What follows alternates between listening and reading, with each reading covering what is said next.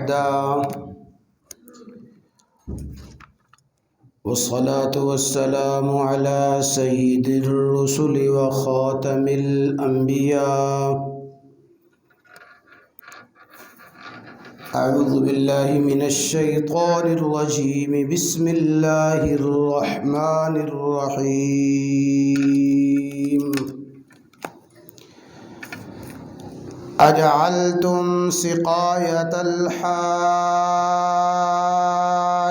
وعمارة المسجد الحرام كمن آمن بالله واليوم الآخر وجاهد في سبيل الله لا يستوون عند الله. وقال الله تبارك وتعالى ثم أفيضوا من حيث أفاض الناس واستغفروا الله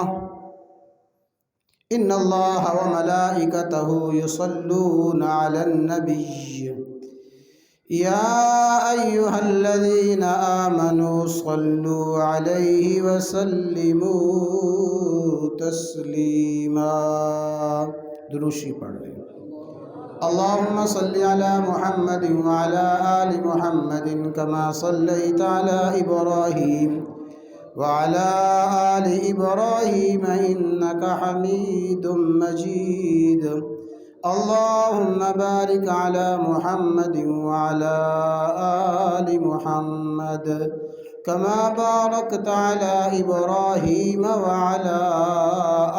آل إبراهيم إنك حميد مجيد.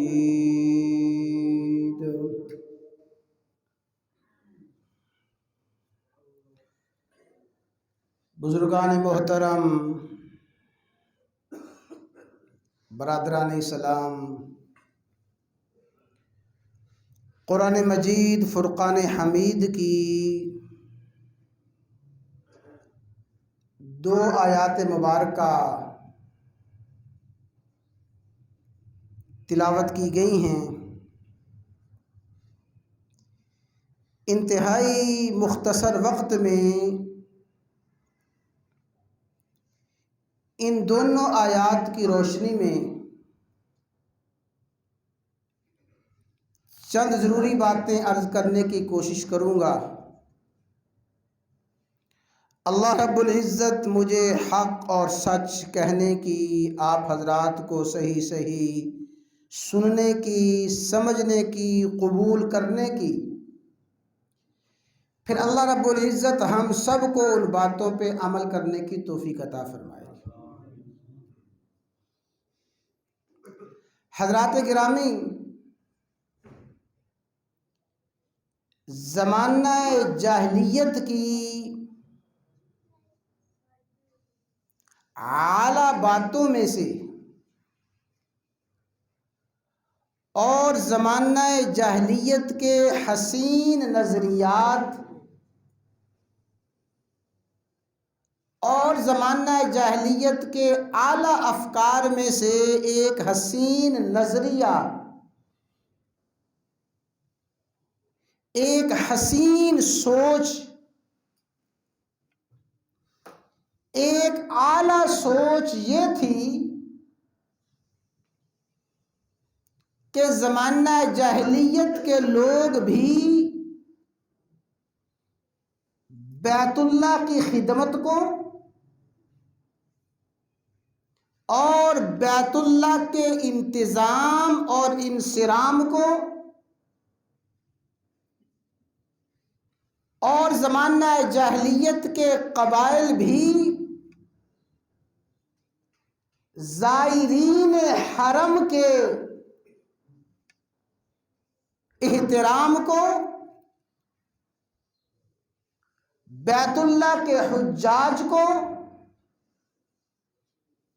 اور بیت اللہ کی خدمت کو اپنے لیے عظیم سعادت اور انتہائی خوش قسمتی خوش بختی سمجھتے تھے۔ زمانہ جاہلیت میں لوگوں کا نظریہ یہی تھا کہ بیت اللہ کی خدمت عظیم سعادت ہے، بیت اللہ کی تعمیر عظیم خوش بختی ہے، اور جس شخص کو بیت اللہ کی خدمت کی سعادت حاصل ہو جاتی اور بیت اللہ میں آنے والوں کو، حجاج کو سنبھالنے کا، اور جن لوگوں کو حجاج کی خدمت کا موقع مل جاتا ان لوگوں کو معاشرے کے محترم افراد اور معاشرے کے خوش قسمت افراد میں شمار کیا جاتا کہ یہ وہ خوش قسمت قبیلہ ہے جو بیت اللہ کی صفائی کرتا ہے، یہ وہ خوش قسمت لوگ ہیں جو حاجیوں کو پانی پلاتے ہیں، یہ وہ خوش قسمت باسعادت قبیلہ ہے جو حجاج کی خدمت کرتا ہے۔ تو حضرات گرامی، بطور تمہید کے یہ بات سمجھ لیں کہ زمانہ جاہلیت کے لوگ بھی بیت اللہ کی خدمت کو، حجاج کی خدمت کو، اور زمانہ جاہلیت کے لوگ بھی بیت اللہ اور بیت اللہ میں آنے والوں کو سنبھالنا، بیت اللہ کے انتظامات، بیت اللہ کی تولیت، بیت اللہ کے اہتمام کو زمانہ جاہلیت میں بھی افضل، اعلیٰ اجر اور ثواب کا کام سمجھا جاتا تھا۔ یہ زمانہ جاہلیت کے اچھے نظریات میں سے، زمانہ جاہلیت کے اعلیٰ افکار میں سے، افضل سوچ میں سے ایک سوچ یہ بھی تھی۔ یہی وجہ ہے کہ جس وقت امام الانبیاء، سید الانبیاء، سیدنا و مولانا محمد الرسول اللہ، بھائی سب کہہ دیں صلی اللہ علیہ وسلم کی بعثت مبارکہ ہوئی، تو اس وقت قریش کے پاس اور خاص کر بنو ہاشم کے پاس یہ سعادت اور یہ افضلیت موجود تھی کہ قریش اور خاص کر بنو ہاشم بیت اللہ کا انتظام، بیت اللہ کا انصرام، بیت اللہ کی صفائی، بیت اللہ کی خدمت اور بیت اللہ میں آنے والے حجاج کی خدمت کیا کرتے تھے، اور اس سعادت کی وجہ سے، اس شرف کی وجہ سے بنو ہاشم کو پورے عرب میں احترام کی نگاہ سے دیکھا جاتا تھا کہ بنو ہاشم کے پاس بیت اللہ کی خدمت کا اور بیت اللہ اور حاجیوں کی خدمت کا نظریہ اور سعادت موجود ہے،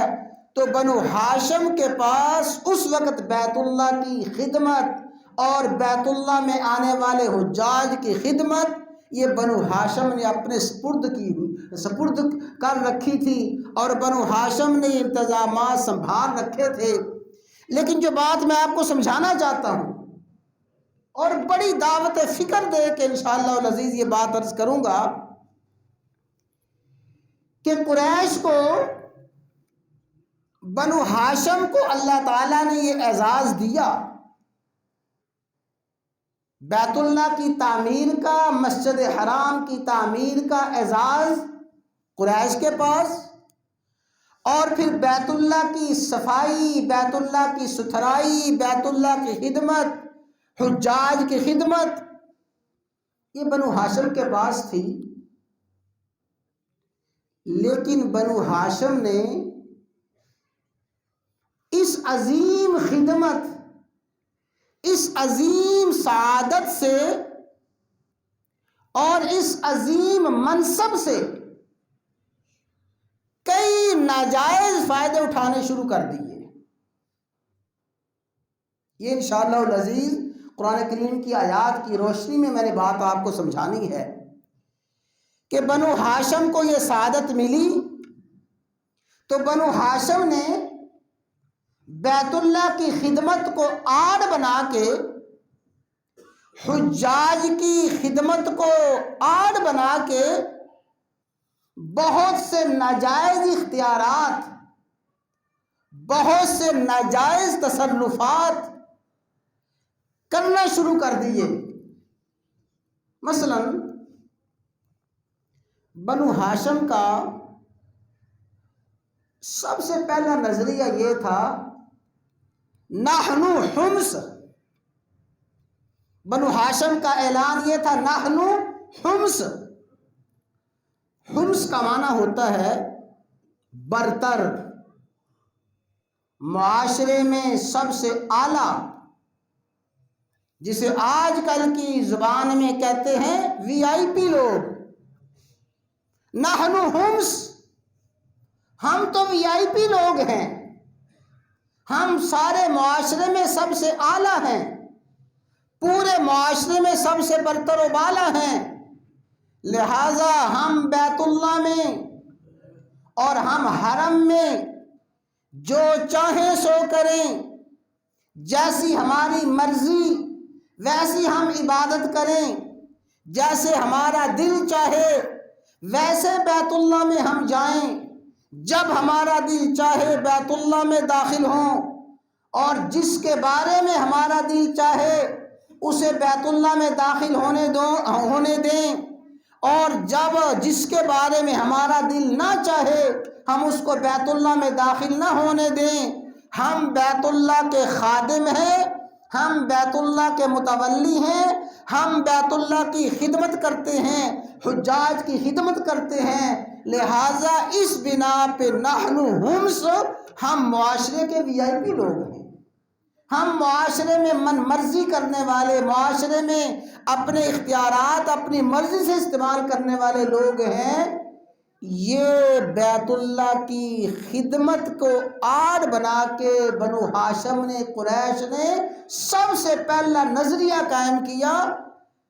کہ ہم جو چاہیں بیت اللہ میں کریں، جیسا چاہیں تصرف کریں، جو چاہے عبادات کریں۔ تو اللہ تعالیٰ نے جب قرآن کریم نازل فرمایا تو اللہ تعالیٰ نے قرآن کریم کے نزول میں قریش کے بنو ہاشم کے اس نظریے کو 100% رد کیا کہ اے بنو ہاشم، تمہارا یہ نظریہ کہ تم بیت اللہ کی خدمت کی وجہ سے معاشرے کے وی آئی پی لوگ ہو، بیت اللہ کی خدمت کی وجہ سے پورے معاشرے میں سب سے اعلیٰ ہو، اجعلتم سقایت الحاج وعمارت المسجد الحرام، ٹھیک ہے تم حاجیوں کو پانی پلاتے ہو،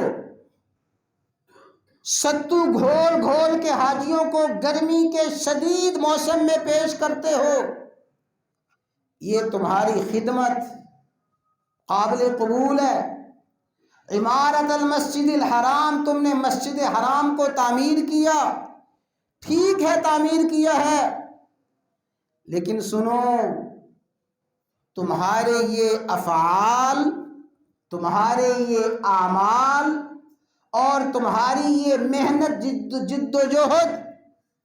کمن آمن باللہ والیوم الآخر وجاہد فی سبیل اللہ، جو شخص اللہ پہ ایمان لایا، آخرت پہ ایمان لایا، جس شخص نے اللہ کے راستے میں جہاد کیا، تم اپنے اس خدمت کی وجہ سے ایک مومن کا مقابلہ نہیں کر سکتے، اپنی اس سعادت کی وجہ سے مجاہد فی سبیل اللہ کا مقابلہ نہیں کر سکتے۔ ایک مومن بندہ مجاہد فی سبیل اللہ، وہ چاہے بیت اللہ سے ہزاروں نہیں لاکھوں میل دور ہو، مومن بندہ بیت اللہ سے ہزاروں میل دور ہو، وہ اپنے ایمان کی وجہ سے، اپنے جہاد فی سبیل اللہ کی وجہ سے خدام الحرمین سے کہیں بڑھ کے اللہ کے ہاں مقام رکھتا ہے۔ لا یستوون عند اللہ، اللہ کے ہاں یہ دونوں برابر نہیں ہیں۔ سنو، بیت اللہ کی خدمت اور حاجیوں کی خدمت اپنی جگہ پہ ہے، لیکن اللہ پہ ایمان لانا، اللہ کے راستے میں جہاد کرنا، یہ بیت اللہ کی خدمت سے کہیں بڑھ کے ہے۔ اللہ تعالیٰ نے پہلے تو ان کا یہ نظریہ رد فرمایا۔ توجہ کے ساتھ سنیں، قریش کرتے کیا تھے؟ اور قریش نے اپنی من مانی، اپنی مرضی اور اپنے ناجائز اختیارات کس حد تک بڑھا رکھے تھے؟ حج کا موقع آتا تو حج میں ماشاءاللہ آپ سبھی جانتے ہیں جو رکن اعظم ہے، حج کا رکن اعظم جب سب کیا ہے؟ وقوف عرفہ۔ میدان عرفات میں حاضری اور میدان عرفات میں جا کے ٹھہرنا، یہ حج کا رکن اعظم ہے۔ قریش یہ کہتے تھے کہ عام لوگ تو میدان عرفات میں جائیں، میدان عرفات میں جا کے ٹھہریں، ہم تو بیت اللہ کے خادم ہیں، ہم بیت اللہ کی انتظامی اور انصرامی معاملات کو دیکھنے والے ہیں، حاجیوں کی خدمت کرنے والے ہیں،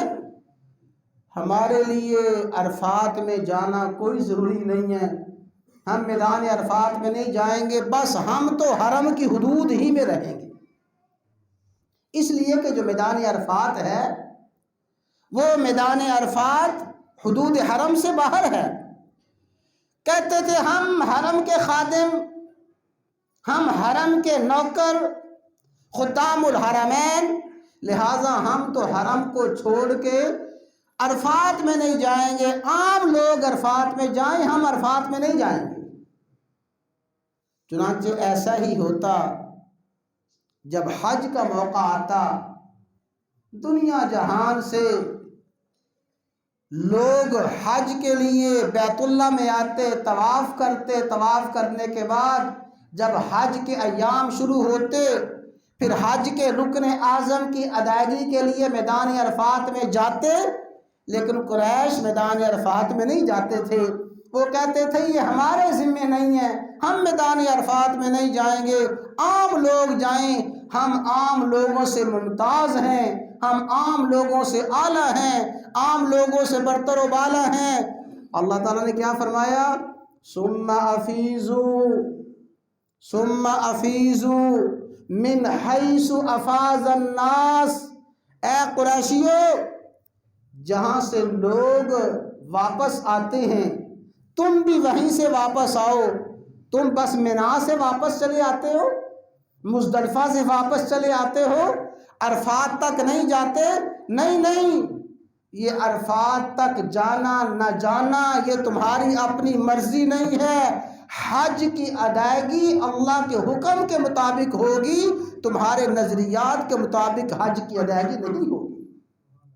ثم افیضوا من حیث افاض الناس، جہاں سے لوگ واپس آتے ہیں۔ اور وہ لوگ واپس کہاں سے آتے ہیں؟ عرفات سے،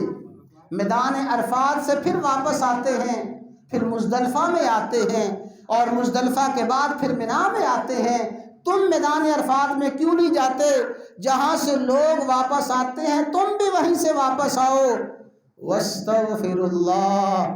اور آج تک تم نے یہ جو نظریہ قائم کر رکھا تھا، نحن ہمس،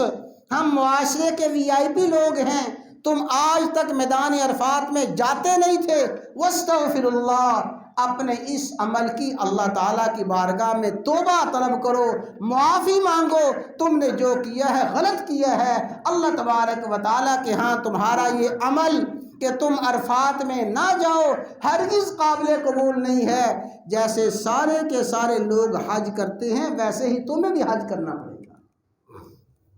اور ایک اور بات عرض کر کے میں انشاءاللہ العزیز بات ختم کرتا ہوں، پھر اسی عنوان کو ہم چلائیں گے انشاءاللہ۔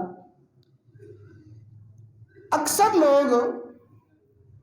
جب بیت اللہ کا طواف کرتے تھے تو طواف کرتے وقت بے لباس ہو جاتے تھے، ننگا ہو کے عریاں حالت میں بیت اللہ کا طواف کرتے تھے۔ لیکن قریش نے یہاں بھی اپنا امتیاز باقی رکھا تھا۔ یہ بات سمجھیں، انہوں نے اپنے امتیاز کی بنا پہ اپنا نحن ہمس، ہم معاشرے کے اعلیٰ لوگ ہیں، اس نظریے کی بنیاد پہ قریش نے اپنا امتیاز یہ قائم رکھا تھا کہ وہ بیت اللہ کے طواف کے وقت کپڑے پہنتے تھے، بیت اللہ کا طواف لباس کی حالت میں کیا کرتے تھے، اور اگر کسی شخص نے بیت اللہ کا طواف، عام لوگوں میں سے کسی نے بیت اللہ کا طواف کرنا ہوتا کپڑے پہن کے، تو قریش سے استدعا کرتا، گزارش کرتا کہ اے قریشی اپنا لباس مجھے دے، میں تیرا یہ لباس پہن کے بیت اللہ کا طواف کروں گا۔ گویا بیت اللہ کے طواف میں قریش کے لباس کو اعلیٰ درجہ حاصل تھا کہ لوگ بیت اللہ کے طواف کے وقت قریش کا لباس استعمال کیا کرتے تھے۔ جب اسلام آیا، قرآن آیا، اللہ تعالیٰ نے حرم میں آنے والوں کو سن لیں، اللہ نے بیت اللہ کا طواف کرنے والوں کو، حج کرنے والوں کو ایسے یکساں کیا کہ بس 2 چادریں ہیں، اعلیٰ ہے تب بھی 2 چادریں ہیں، ادنا ہے تب بھی 2 چادریں ہیں، قریشی ہے تب بھی 2 چادریں ہیں، بادشاہ ہے تب بھی 2 چادریں ہیں، رعایا ہے تب بھی 2 چادریں ہیں۔ میں عرض کرتا ہوں کہ میدان عرفات میں لاکھوں کا مجمع اس حالت میں ایسے لباس میں ہوتا ہے، اگر ان کی کوئی اور شناخت نہ کروائی جائے پتہ نہیں چلے گا بادشاہ کون ہے اور رعایا کون ہے، خادم کون ہے اور آقا کون ہے۔ تو اللہ تعالیٰ نے ان کے نظریات کو، غلط نظریات کو رد کر دیا کہ بیت اللہ کی خدمت کو آڑ بنا کے تم ناجائز تصرفات نہیں کر سکتے۔ تو حضرات گرامی، بیت اللہ کی خدمت آج بھی بہت بڑی سعادت ہے، حجاج کی خدمت آج بھی بہت بڑی سعادت ہے، لیکن آج بھی حجاج کی خدمت کرنے والے، بیت اللہ کی خدمت کرنے والے، بیت اللہ کو، حجاج کو، حج کو آڑ بنا کے اس میں منمانیاں نہیں کر سکتے، اس میں اپنے تصرفات نہیں کر سکتے۔ میں عرض کرتا ہوں سب سے بڑی تکلیف دہ بات عام مسلمان کے لیے یہ ہوتی ہے، جب ایک عام مسلمان بیت اللہ کا طواف کر رہا ہوتا ہے اسے دھکے دے کے پیچھے کر دیا جاتا ہے۔ عام مسلمان بیت اللہ میں داخل ہونا چاہتا ہے، بیت اللہ کے دروازے بند کر دیے جاتے ہیں کہ فلاں شہزادہ آ رہا ہے، فلاں بادشاہ آ رہا ہے۔ یہ جب ہم آخری حج کے لیے گئے 2018 میں تو ظہر سے لے کے عشاء تک بیت اللہ بند، یعنی حرم بند کر دیا گیا، دروازے بند کر دیے گئے۔ آج کوئی بڑا شہزادہ فوت ہوا ہے، اس کا عشاء کے بعد جنازہ ہے، عشاء کے بعد جنازہ ہے، عصر سے ہی حرم کو بند کر دیا گیا۔ یہ جو امتیاز ہے، اس امتیاز کی اسلام میں اللہ کے ہاں ہرگز کوئی اجازت نہیں ہے۔ بیت اللہ میں سب اللہ کے بندے ہیں، بیت اللہ میں سب اللہ تبارک و تعالیٰ کے بارگاہ میں استدعا کرنے والے ہیں۔ تو حضرات گرامی، جو میں نے بات شروع کی ہے کہ بیت اللہ کی خدمت بہت بڑی سعادت، حجاج کی خدمت بہت بڑی سعادت، لیکن خدام من مانی نہیں کر سکتے اللہ کے حکم کے، رسول اللہ صلی اللہ علیہ وسلم کے فرامین کے، اور آپ صلی اللہ علیہ وسلم کی اتباع کے۔ یہ بھی ایسے ہی پابند ہیں جیسے ایک عام مسلمان اس کا پابند ہے۔ اللہ تعالی ہمیں یہ باتیں سمجھنے کی، ان باتوں پہ عمل کرنے کی توفیق عطا فرمائے۔